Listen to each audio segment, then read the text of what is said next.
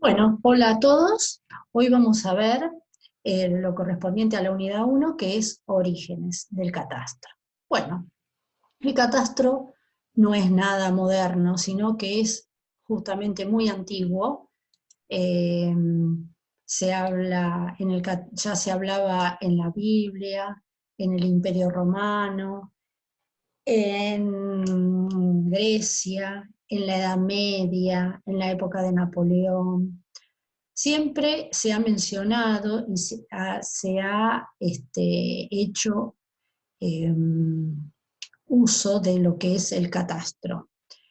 Nosotros vamos a ver un poquito, para tener una idea de cómo fue evolucionando el catastro. Por supuesto que no nos vamos a remontar tan lejos, sino que vamos a ver un poco cómo se manejaban en España, justamente porque nosotros hemos sacado y copiado muchas cosas del gobierno español, del país, porque fuimos parte en una época de España, ¿no es cierto? Bueno, acá, ¿qué vemos en esta presentación? Vemos una estatua de un romano y que está haciendo uso de lo que se llama una groma. ¿Qué era la groma? La groma era un instrumento topográfico de esa época que se utilizaba para trazar alineaciones y para trazar ángulos rectos. Entonces, de esa manera, llegaban a las ciudades, hacían el trazado, luego lo volcaban en un dibujo, y generalmente en algunos lugares utilizaban sistema de Amero, otros no, y de ahí empezaban a hacer ese inventario para ver, a medida que iba creciendo ese lugar, eh, quiénes eran los que los habitaban y cuáles eran sus riquezas o sus actividades, para poder cobrar después el impuesto. También cuando llegaban a lugares conquistados, hacían todo un relevamiento justamente para ver qué es lo que podían percibir. Bueno, como les dije, no vamos a ir tan lejos, pero sí vamos a ver un poco el tema de España. Bueno, en la época de Fernando VII, Fernando VII, que gobernó desde 1746 a 1759, en la época de Castilla existía lo que se llamaba el Ministerio de Ensenada. El ministro de Ensenada, ¿qué era? Era justamente un censo que se hacía en la corona de ese lugar, que era la región de Castilla. Y se trataba de una gran averiguación de todas las personas que las habitaban, de las tierras y casas que poseían, de sus rentas y oficios, de sus ganados e incluso de los préstamos sujeto a hipoteca que habían contraído. En la actualidad eso se lo conoce como el catastro de Ensenada. Eh, bueno, y también en esa época había una diferencia entre lo que era hacer un catastro o tener un catastro de un lugar y tener un amillaramiento. El catastro se lo llamaba así cuando se realizaban averiguaciones, ¿no? Encomendadas por el rey, con gente que se iba desplazando a cada lugar y iba haciendo ese relevamiento. O sea, llegaba a las ciudades o villas o aldeas y eran funcionarios de la corona en el cual se dedicaban a hacer ese tipo de averiguaciones. Pero por otro lado también el rey encomendaba a las autoridades del mismo pueblo, muchas veces, que fueran ellos los que hacían esas averiguaciones. Bueno, a eso se la llamaba amillaramiento en esa época.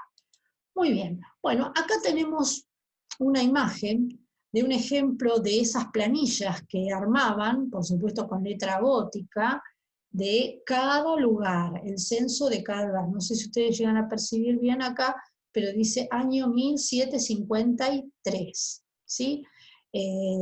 A cargo de quién estaba hecho y encomendado, por supuesto, dice por el rey. Bien. También tenemos acá otro ejemplo, en el cual se entiende un poquito mejor, que dice, única contribución, provincia de Salamanca, estado seglar. Índice de los partidos que comprenden la provincia de Salamanca, folios. Bueno, justamente fíjense que nosotros hemos sacado la costumbre, ¿no?, de organizar políticamente el país justamente de España, por medio de las provincias y los partidos. Muy bien, bueno, vamos a ver un poco la definición de lo que es el catastro. Si buscamos en el diccionario vamos a encontrar esto en la Real Academia. Del francés antiguo catastro, del italiano dialecto catastro, del italiano antiguo catástico y del griego bizantino, bueno, esto que no es fácil de pronunciar, pero significa lista o línea a línea. En la actualidad, si buscamos, dice censo y padrón estadístico de las fincas rústicas, que rústica significa rurales, y urbanas, o contribución real que pagaban nobles y plebeyos y se imponía sobre todas las rentas fijas y posesiones que producían frutos anuales, fijos o eventuales, como los censos, las hierbas, las bellotas, los molinos, las casas, los ganados. Bien, vamos a ver un poco ahora la definición actual, actuales y no tan actuales. Un preámbulo de la Declaración de Catastro de Iberoamérica del año 2006 dice que las organizaciones catastrales de cada país son aquellas instituciones públicas que tienen la competencia legal específica para la creación y mantenimiento de la información alfanumérica y gráfica georreferenciada. Fíjense que este vocablo es bastante moderno, antes no se hablaba de esto. El catastro era todo en papel. De las parcelas y la coordinación de la misma a nivel nacional. Deben ser parte importante de los sistemas de administración del territorio en los estados iberoamericanos. Luego tenemos otra definición del agrimensor Carlos de Chaporruch, hombre antiguo del año 1800, en el cual dice: el catastro es una región de un estado, etcétera, es el conjunto de las operaciones por medio de las cuales se ha constatado la existencia de la propiedad particular, sus dimensiones, superficie, clase de terreno, género de cultivos y aún su venta, y todo lo que el propósito administrativo de repartir equitativamente, con el propósito de repartir equitativamente el impuesto. Bien, después hay otra definición muy completa, que es hecha por los especialistas de agrimensura en una reunión que se hizo con un congreso en el año 1987, que dice: el catastro es el registro público sistematizado de los bienes inmuebles de una jurisdicción, contemplado en sus tres aspectos fundamentales: el jurídico, el geométrico y el económico. Tengan en cuenta eso, aspectos fundamentales del catastro. Tiene la finalidad de coadyuvar a la publicidad y garantizar los derechos reales, a una justa y equitativa contribución de las cargas fiscales, y sirve de base indispensable para la planificación del ordenamiento territorial y la obra pública. Ello supone una metodología para instrumentarlo, una larga y compleja tarea para ejecutarlo, una organización administrativa para conservarlo y un aporte constante de información para tenerlo actualizado. Es en el catastro donde la cosa inmueble nace a la vida jurídica, donde se conserva o se transforma, donde se extingue, acontecimientos que requieren una constatación objetiva en el terreno, la mensura, y un instrumento que la exteriorice, el plano de mensura. Por eso suele decirse que la mensura es la célula generadora del catastro.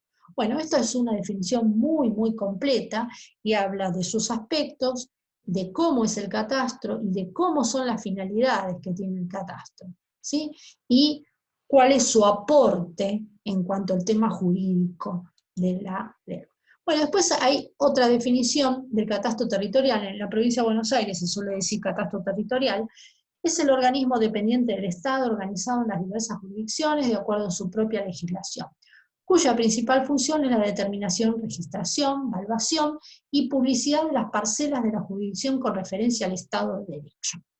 Bien, disculpen que voy rápido, pero para que no sea tan largo el video. Luego hay una definición que dice Catastro 2014. Inventario público metódicamente ordenado de datos concernientes a todos los objetos territoriales legales de un determinado país o distrito, basado en la mensura de sus límites. Fíjense que acá no habla de parcela, o bienes, sino que dice objetos territoriales legales. Ya es un término que después lo vamos a desarrollar, pero que se está usando mucho en la actualidad en nuestros catastros.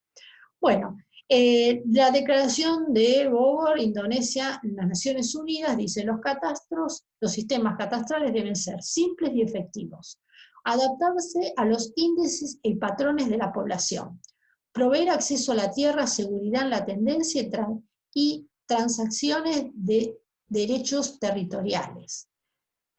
Proveer una vasta serie de opciones, incluir a todas las tierras estatales y privadas, y ser parte de una infraestructura de datos espaciales. Esta también es bastante moderna porque habla de tecnologías nuevas, y también menciona el hecho de que incluir a todas las tierras privadas y estatales. Bueno. El Consejo Federal del Catastro. Bueno, vamos a ver. El Consejo Federal de Catastro es una organización, acá en la Argentina, que ¿cómo está conformado? Está conformado por todos los directores de catastro de todas las provincias y también de la Ciudad de Buenos Aires, ¿sí?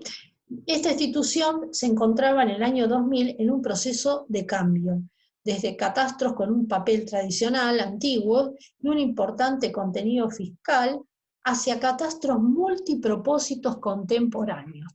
Acuérdense de esa palabra. Antes vimos aspectos fundamentales. Ahora hay otros aspectos que no son fundamentales, pero son complementarios, que también son los multipropósitos. Bien, proveedores de un amplio espectro de información básica del territorio a la comunidad argentina. En una reunión que estuve no hace mucho, con la gente de Catastro, nos comentaban que estaban muy contentos porque toda la ciudad, toda la gestión de la Ciudad de Buenos Aires, en la actualidad, saca información, busca información en el catastro. Perfecto, bueno, ¿cuáles son las finalidades del catastro? Publicidad, esto lo dice en la misma definición. Garantizar la propiedad. Equidad impositiva. Si yo sé la riqueza que hay en una jurisdicción, puedo repartir equitativamente esos impuestos. Planificación de la obra pública. Si sabemos qué cantidad de gente hay en un habitante, qué son las necesidades, podemos planificar. Datos estadísticos también. Y historia del patrimonio nacional. Bueno, vamos a ver un poquitito de historia ahora. ¿Cómo fue evolucionando? Etapa colonial. Bueno, en el año 1535 se produce la fundación de la Ciudad de Buenos Aires por Pedro de Mendoza. Lamentablemente, esa fundación terminó mal porque se incendiaron, no se sabe exactamente dónde fue todavía, se supone, pero no se sabe exactamente cuál fue. Bueno, luego en el año 1580 se fundó la Ciudad de Buenos Aires nuevamente por Juan de Garay, que ahí sí es donde quedó ya establecida nuestra ciudad. Bien. En esa época, Garay, bueno, cuando llegaron todos los conquistadores, ¿no? Los navegantes, los conquistadores, lo primero que hacían era, bueno, querer dominar el lugar con los indígenas, someterlos, y luego hacer algún tipo de trazado y reparto de tierras. Y después, bueno, empezar a buscar riquezas. Justamente Garay lo que hizo es repartir tierras, y esas tierras se llamaron las suertes de Garay. Hay, en general, son 65 suertes de chacra, esto en Buenos Aires, ¿no? Las tierras del norte eran chacras, bueno, tenían dimensiones de leguas, ¿no es cierto? Y todas daban al río. 65 en total de chacras, y 30 las del lado sur, que eran estancias, que eran más grandes que las chacras. Esto dieron origen a los pueblos, a las localidades de la ciudad de Buenos Aires y todo lo que es el conurbano. Bueno, lamentablemente no se hicieron mensura de eso. En el año 1590, el medidor y amojonador fundamentado, ¿sí? Francisco Bernal, realizó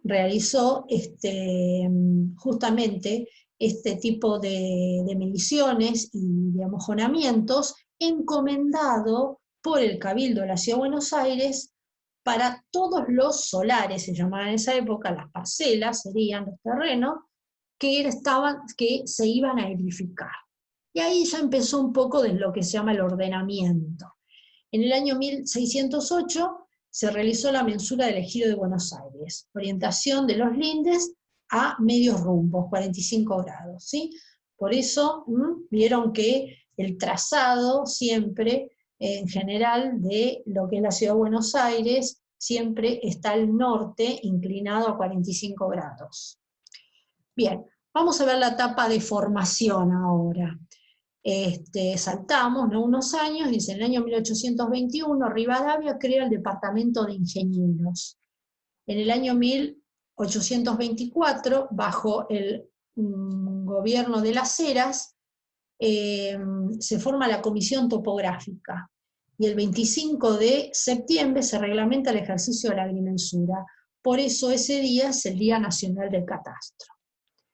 En el año 1826, el Departamento de Ingenieros empieza a llamarse el Departamento Topográfico y Estadísticos, y era el que otorgaba el título de agrimensor.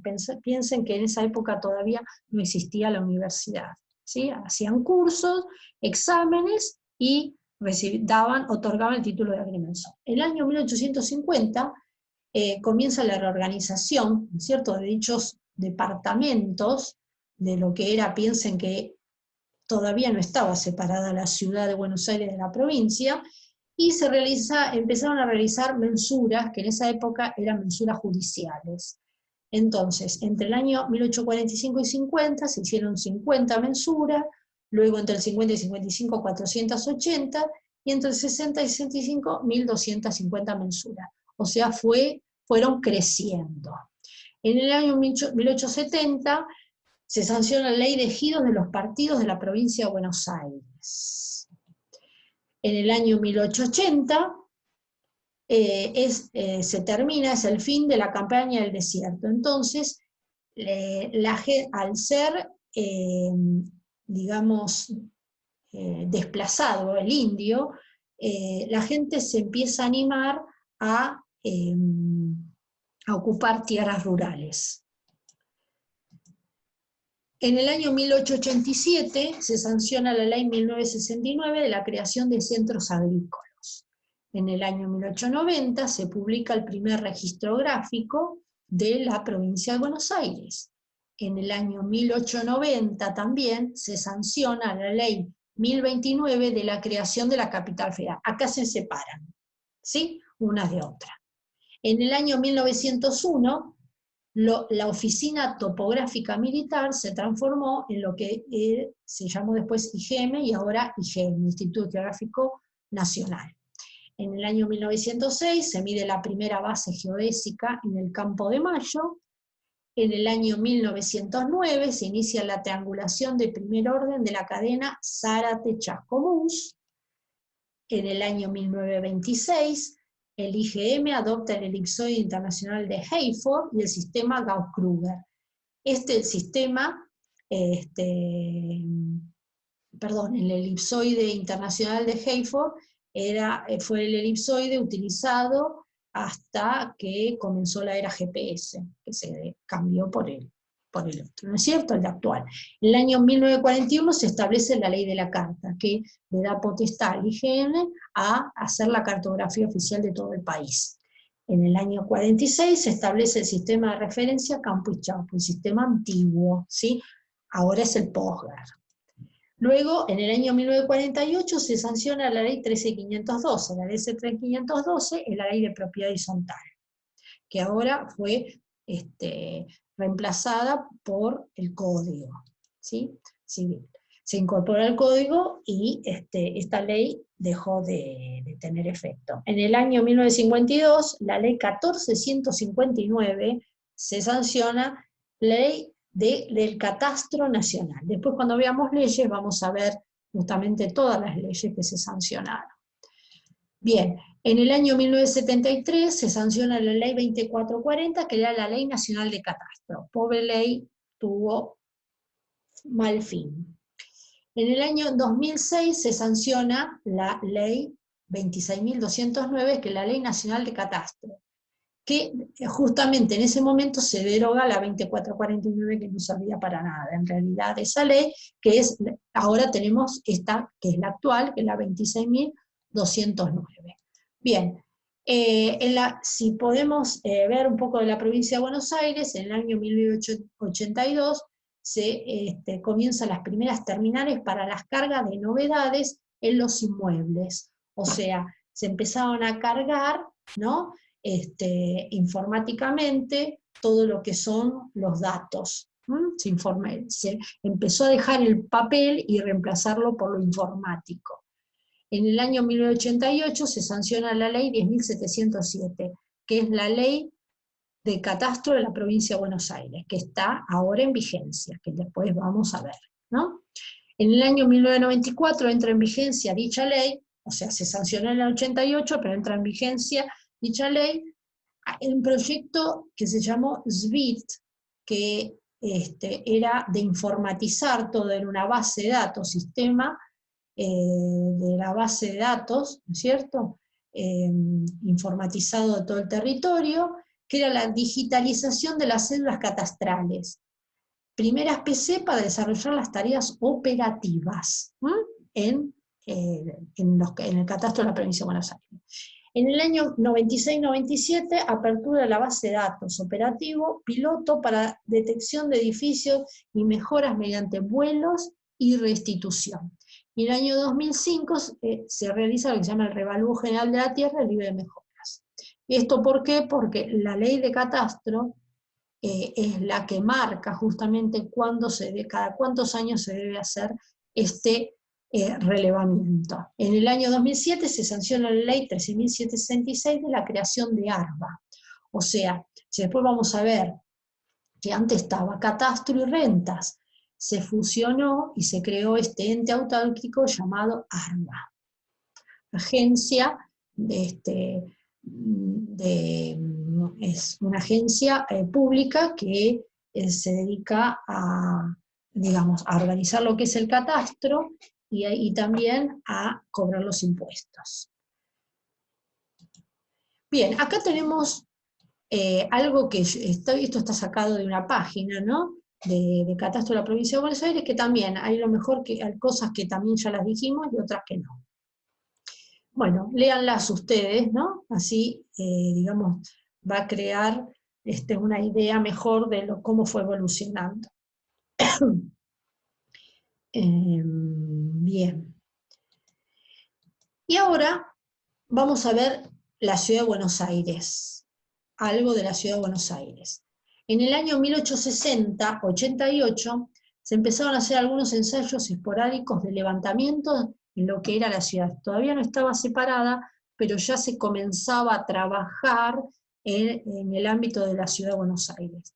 En el año 1892 se crea la oficina de catastro y comienzan los levantamientos de algunas zonas de la capital. Bien.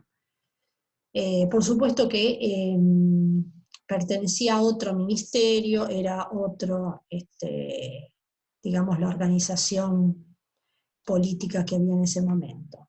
En el año 1916 se adopta el sistema de nomenclatura parcelaria. La nomenclatura parcelaria, como vamos a ver, la identificación de la parcela. En el año 1928 se fija, o sea, queda fijada, ¿no?, esa nomenclatura para todas las parcelas y se reglamenta en el año 1932. En el año 35 hay un decreto que permite percibir las tasas de alumbrado, barrido y limpieza. O sea, la ciudad puede empezar a percibir. Después, antes se ocupaba, era Nación que se ocupaba, lo percibía. En el año 1937,